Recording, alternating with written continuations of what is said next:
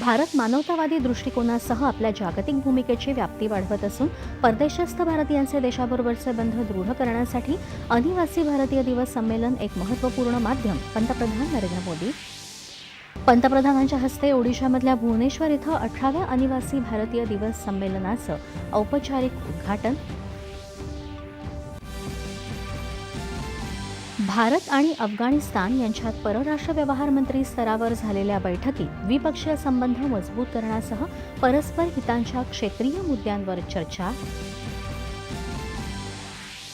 आंध्र प्रदेशात तिरुपती इथं झालेल्या चेंगराचेंगरीत 6 जणांचा मृत्यू, 40 जण जखमी. राष्ट्रपती, पंतप्रधान, आंध्र प्रदेशचे मुख्यमंत्री यांनी व्यक्त केलं दुःख.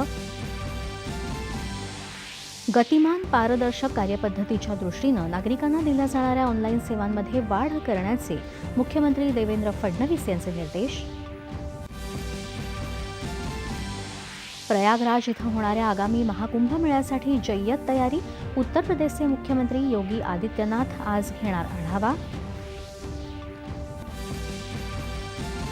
आणि अमेरिकेत लॉस एंजेलिस इथं जंगलात लागलेल्या वणव्यामुळे पसरलेल्या आगीत 5 लोकांचा मृत्यू तर अनेक जण जखमी.